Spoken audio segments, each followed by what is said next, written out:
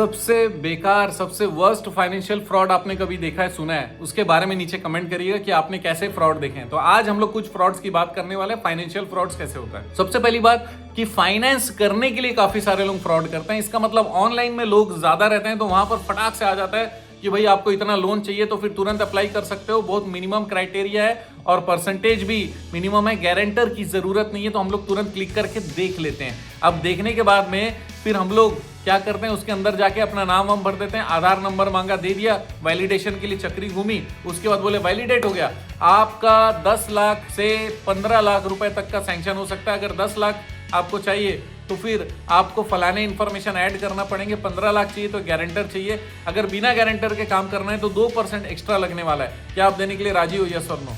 तो फिर आपको यस दबाना है, मतलब वो बोलेगा दबाना है, दबा दिया, उसके बाद में बोलेगा कि अब ये प्रोसेस हो रहा है, डॉक्यूमेंटेशन ये आपके पास आ रहा है, आप अगर टिक कर दिए तो फिर डिजिटल सिग्नेचर माना जाएगा और वो आगे बढ़ जाएगा और आपको लोन प्रोसेस आने वाले 1.5 घंटे में हो जाने वाला है, लेकिन आपको बने रहना है, ठीक है। हमारे एक ऑफिसर का कॉल आएगा, ऑफिसर ने कॉल किया, बोला सर आपका नाम और ये वेरीफाई कर रहे थे, आपका नाम यही है, आपका आधार और पैन को एक बार अपलोड कर सकते हैं क्या।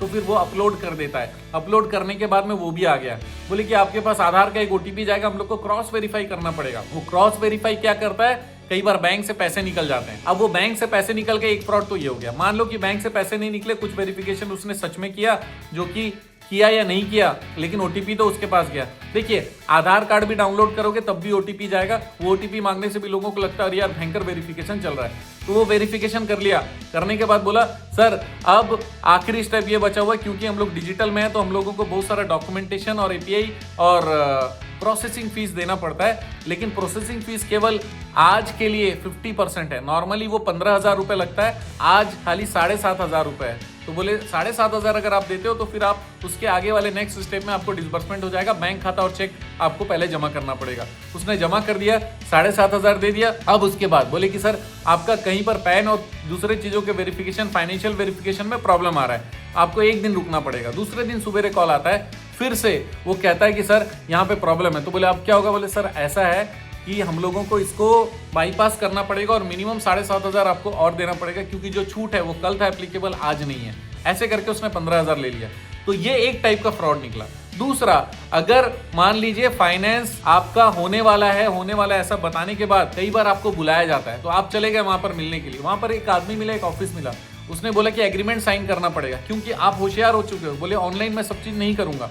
वो एग्रीमेंट आपने साइन किया, साइन करने के बाद बोलेगा चेक दे दो, और उसके बाद में वो तुरंत उसका क्लैरिफिकेशन के लिए लगाता है, क्लियर करने के लिए लगाता है, बोले आपका प्रोसेसिंग फीस का चेक और 2-3 एडिशनल चेक हमारे पास होना चाहिए।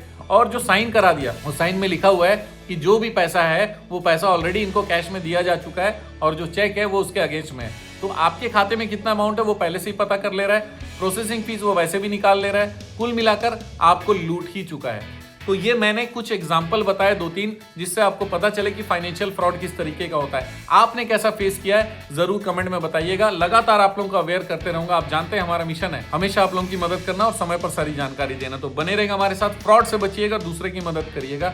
आपका दिन जबरदस्त और शुभ हो।